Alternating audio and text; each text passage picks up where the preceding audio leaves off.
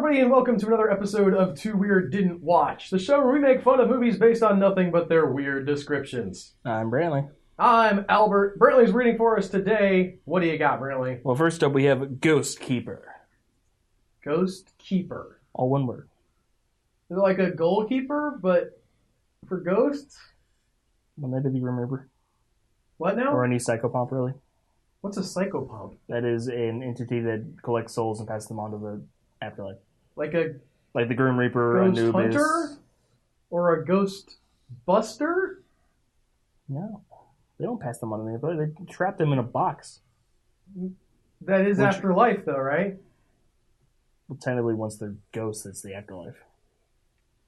Vindication! Yeah, okay, if you want. A trio of friends on a snowmobiling trip in the Canadian Rockies become lost after venturing up a trail during a snowstorm. Okay, this is the basic premise here. We have survival situation. I'm digging this. They stumble upon a seemingly abandoned hotel lodge and decide to spend the night, unaware of the grave danger that they have put themselves in. Do you think it's better if they're aware of the grave danger that they put themselves in? I mean, they have to become aware like halfway through at least. But yeah. I guess with the supernatural thing, I do want to see a movie though that's for some reason someone's entirely, like the group's entirely aware and so they just prepare and then they're fine. Maybe not fine, but at least like the beginning of Jason Goes to Hell, but with like the whole movie that way and not quite so ridiculous. The beginning of that movie's so great. Where it just, like, they know that they're going into Jason country. They bring lots of guns. I love that they set up the trap by having a lady act like a counselor, have a naked shower, and then run through the woods in her underwear. Yeah, maybe, no, in a towel. Well, they could have some of that sort of self-referential stuff going on. Yeah. But, like, where the people are actually prepared. I enjoy that idea. They had that in the No End House show that I finished watching recently, where there's a guy who knows what the No End House is. He's been in already. He's going back in, and he's bringing a gun. Continue. All right. They discover that an old woman resides in the hotel. Oh no, old people! Along with an evil... The most horrifying thing! Yeah, old age! They're spooky. And they're forced to confront their own mortality! I mean, that is the premise of... what is that movie? The one with the silver flying balls. The first one. Phantasm. That's all about confronting mortality. So that can be done well. So, old woman in the hotel, along with an evil entity that she is keeping in the basement. It's her son! I'm assuming it's a ghost? How do you keep a ghost in the basement? Like, what are you doing? You're like, no, get back down there! Salt line in front of the door, because in theory, ghosts can cross salt. Can they not go through like rock walls salt? in this? Maybe she round the thing. I don't know. I do like the idea that it's a ghost, but it's polite. Like there are rules to it. Stay in the basement. Okay. In theory, it could go through the wall, but that'd be rude. That would be rude. It's like the Hannibal Lecter of ghosts. That's it for that one. Oh, yeah. That's it? Yeah, it's very short. I was disappointed. Wait, okay. It's an old dark house, and there's a ghost in the basement. The first 10 minutes is them getting lost in the snowstorm. They wind up in the hotel, and then in like the first half of the movie is them being freaked out by the old lady when they discover she's there, and the rest is dealing with the ghosts. I do like. Okay, so here's what I'm thinking. I'm gonna flip this a little bit and say, what if we take this from the perspective of the old lady? Yeah, some people just showed up at her hotel. Well, maybe she's like she has this ghost thing. Mm-hmm. She knows it's dangerous.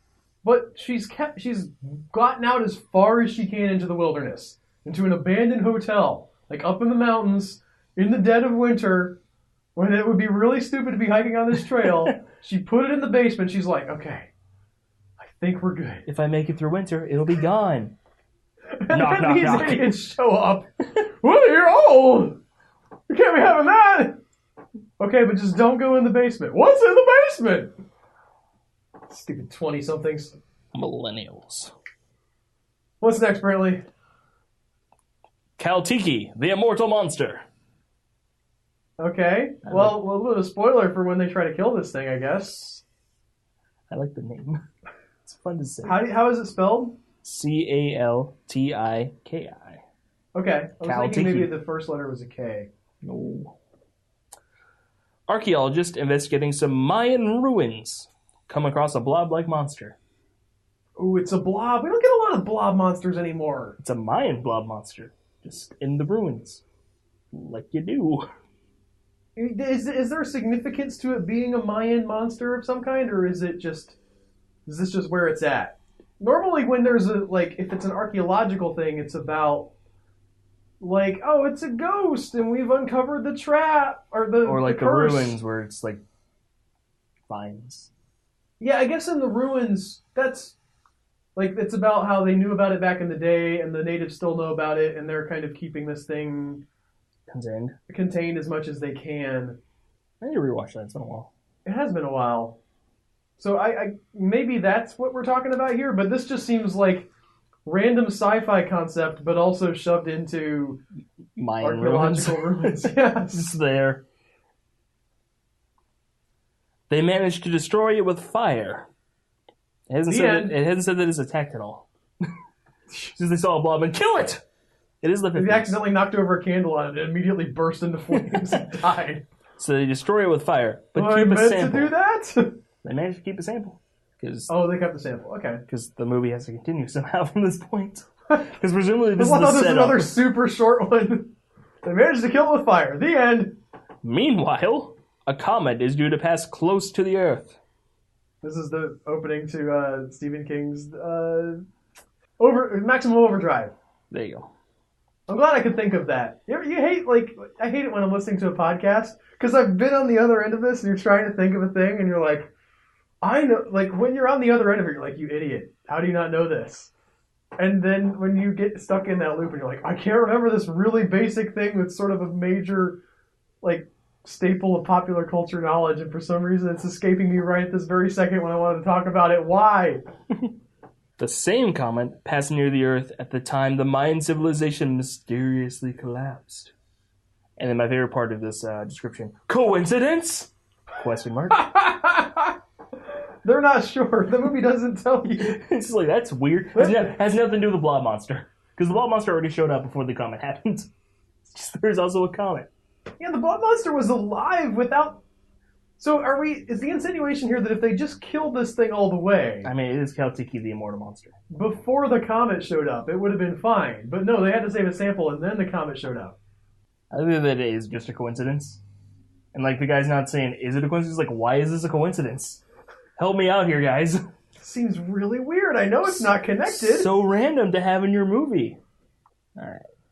Oh, that's the end of that one. Yeah, I keep getting caught off guard, Brantley. All right. You're sneaking up on me. Next up, we have, and I just love the title of this one, Wolf Guy. Wolf Guy? Wolf Guy. Is this a sequel to Guy from Harlem? No, this is a Japanese movie. Okay. Guy from Harlem's a sort of an old school blaxploitation film. Riff Tracks has a great cover of it. The best part about Guy from Harlem, Brantley, is the movie does not take place in Harlem. Well, he's from Harlem. It's set in Miami, but they just want you to know in the title of the movie that the guy in the movie is from Harlem. Yeah. He's not in Harlem during the movies. Why would he be? He's from it. But he is from there. Continue with your Wolf Guy. Shinichi Sonny Chiba, that's an actor, that's the guy's name, okay, is Wolf Guy, the only survivor of a clan of werewolves who relies on his feral, full moon activated superpowers to solve mysterious crimes. Once a month, apparently. Yeah, what crimes require feral, full moon activated superpowers, specifically? I don't know. Who killed the other werewolves, I guess? I was gonna say, somebody's been not paying their taxes. You didn't report to the government that you're a foreign agent. In 22 days, I'll take him down. I'm gonna get Paul Manafort, but I do have to wait for that full moon. One night, a bizarre and bloody death in the Tokyo streets plunges him into a far-reaching conspiracy populated by crooked politicians, naked white women. Whoa, my interest is piqued? Bit players like Hideo Murata, a phantom tiger. Japan! I've forgotten how much I love you. And, best of all, that's a description, a shadowy organization. No, that's I feel like not that better. was preceded by, like the Phantom Tiger was Phantom the best Tiger. of all. The shadowy organization is pretty normal. It's pretty underwhelming to end on there. Par for the course. I know. There was this ghostly tiger, but guess what, guys? There are these criminals, but they're all banded together like in a group or something. Like a whole mob of them or whatever. Can you believe it? So hopefully he's doing this during the full moon. Because from what I understand, he's just a guy. Wolf guy? Not right now, he's just guy. The full moon, he's wolf guy. Right now, he's just guy. Was there like a copyright problem with the name Wolf Man? I'm pretty sure that Universal owns the copyright to that. I know that but like the idea of a wolf, like, okay, so werewolf, wolf man, I guess. Man wolf. Man wolf you could maybe do. Wolf dude, wolf bro. What are the other iterations of this? Wolf cop. Wolf cop is a real one. Yeah, I love that movie. Wolf Bro could be fun. Could be a prequel to Dude Bro Party Massacre 3. Wolf Bro, it's a frat comedy. It's just the dude's a werewolf and but he's lazy about it. Sort of a sequel to Teen Wolf, assuming that he basically stays like wolf. That one it's like a family thing. I've never seen Teen Wolf. His dad is also a werewolf. Oh, okay. Yeah, it's just his family just carried through that. It's a puberty allegory, essentially. Yeah. Hair starts growing places. That's also. Have you watched Stranger Things too? No, I just 2 days ago finished the first season. Season 2 has been a really I think, in my opinion, and it's been a bit since I saw the first season. I kind of watched it when it came out, but really doing a great job of taking the stuff that really worked in the first season, like all the nostalgia porn, and like here's something that you recognize, like a name brand from the time. And then also really upping the ante on the storytelling, which I like the storytelling in the first one, but this one is like, I think next level with the thematic elements of parents trying to keep their kids safe as they reach adolescence and the kids wanting their freedom, but in the context of this world-ending like creepazoid thing. Excellent stuff. Really enjoying Stranger Things 2. Okay. That was my review of Stranger Things 2, guys. We both are watching that one. It doesn't fit in the show, but I just want to talk about it generally. I think you'll like it. I'm only on episode 6, though. I like the first one, so. What's next? Next, we have Terror Train. Oh, man. Okay, yes. I'm on board with all that. Terror and trains? Yes. Do you need to even ask? Yes, both the terror and the trains. Is it a haunted train? Is it a ghost train? No. Why is it a ghost train? Because is it like a train made of like flesh and things? It's just a train. And chitin that like... I was supposed to draw that for you a while ago. I never did. Have I made a flesh train? You mentioned it on Human Echoes once. Okay. A college fraternity prank goes wrong, and the student ends up in the mental asylum. It went real bad, guys. Okay. Real bad. I'm having a hard time here because there's a college prank. Mm-hmm. And it went wrong, and there's a mental asylum, and I'm not hearing about the train yet. That's the setup. There's no terror, and there's no train. 3 years later, it's graduation time. And the members of the fraternity... From the mental institution? From the only one of them wound up there. Okay. Presumably the rest of them have had a great time. No, yeah, they're graduating. It's been 3 years. They probably forgot about this guy. They probably awkwardly mentioned... George, who went crazy after they probably do that crap just to awkwardly... It's a good thing he didn't die or they would have shut us down. And the members of the fraternity decide to have a costume party aboard a train trip to celebrate their graduation. Jason on a train. That's Tell me Jason what this X, is. but less lame. Or more lame. One of those. I don't know. Unknowingly to them, a killer has slipped aboard, killing them off one by one, disguised in the costumes of the victims. You know, this is going way out on a limb here, but I bet the guy that went in the mental institution at the beginning of this movie had something to do with it. Unless that's a red herring. Which he just never shows up again. Yeah, no, it's just somebody who feels really bad about it and goes, we should be punished. So, completely worthless.